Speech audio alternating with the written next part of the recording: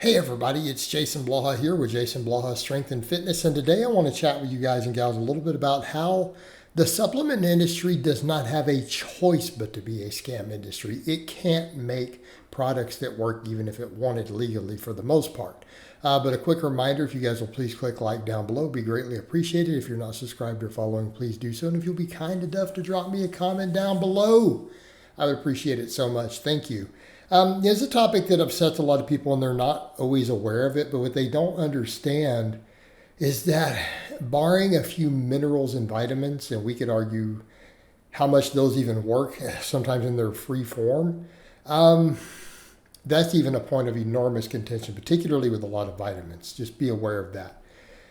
Again, I'm not going to delve into all the in-depth science and research on why separate vitamin C or vitamin D supplementation might actually cause cancer if taken in large amounts by themselves. But let's just talk about products in general. And it doesn't matter whether we're talking about gaining muscle, burning fat, various health effects. What you need to understand is that it's both in terms to protect the consumer from harm and even to protect the interests of big pharmaceutical companies. Okay, what you need to understand is that supplements can't cut in on that. All right, and that's not just always for profit reasons, although there is definitely an interest in that there. Obviously, those companies are going to lobby for that, but it's also a safety concern. And I'll give you guys a safety concern one. I think you'll understand the problem with natural cures. Okay, this will make sense to people. All right. And this one is not even about corporate profits, and the reason is statins are just not that big of money anymore. So again, and then I'll get into all the laws on the Supplement Control Act here in a minute. So that's really relevant to this. So the law of the land in the U.S. that the supplement companies have to work under, because that's where most of them are based out of. So let's take something like that red yeast. Right, there's one of them that's been found to have statin-like properties. It is illegal to import that strand of it into the United States. You cannot even bring it into the country. People say, well, they're just suppressing natural cures. No, yes and no. So this is interesting. When people understand why medical doctors even kind of agree on this, it will hopefully be an epiphany why the supplement industry has to stick to scams. They can't literally make stuff that'll help you. They can't use them, they can't bring them in, they can't market them. And this is a textbook example. And no, statins are not that big of money anymore. Statins have gotten so cheap that really they're not that big of money for the companies making them. Okay, and at the population level, they are beneficial. It's one of those where I've heard doctors say that statins are at the individual level mediocre, but at the population level, pretty useful overall. So that's an interesting take I've heard cardiologists make on it. So the thing with it is, if your lipids and your cholesterol is bad enough that you need a statin, not getting your medication is actually dangerous, right? Because you have to get your LDL under control, okay? You have to get it under control. And if you don't, it's risky to your health. All right, you see where we're about to go with this? When you're getting a medication that does it, it's often in standardized form. Now, I would be the first to say you should be trying to get your lipids in order with a better diet and exercise, right? A statin should, for most people, be kind of a last resort. I'm going to lean in that direction of, hey, an ounce of prevention is worth a cause of cure. Like, let's just get that clear, right? Clean your lifestyle up so that maybe, hopefully, you won't need the statin. That's the perfect response. But let's assume you're not doing that and you still need the statin. Okay, so if you don't get it, you're going to be accumulating atherosclerosis at a faster rate if you legitimately have lipids bad enough to do it. So why was this, whatever red rice yeast, I forget exactly what it was. I remembered I'd researched it in detail at one time.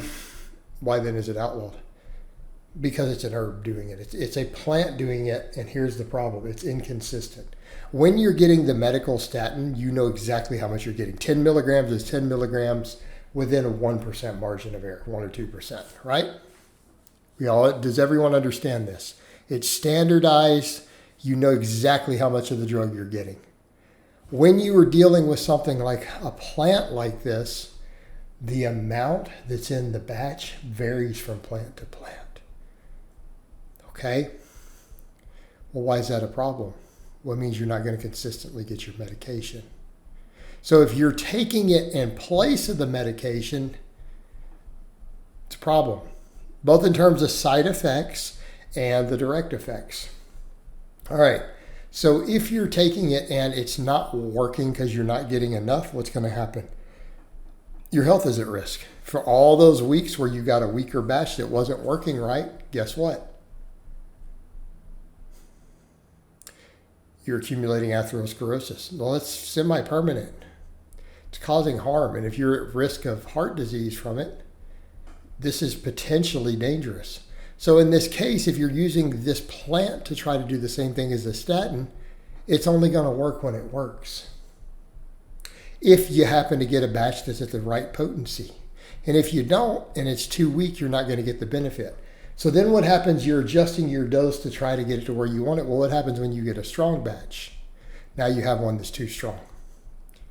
All right? There's going to be side effects. So just like with statins, taking too much versus how much you need has negative side effects on the body. Right? So when you see it from that perspective, you realize, okay, this is a problem. Like, this is a natural cure that is capable of producing these drug-like effects. It's not going to be consistent. So in batch to batch, it's going to be all the way from ineffective, literally all the way to potential, risky side effects. So it was banned. You can't even import it because of that.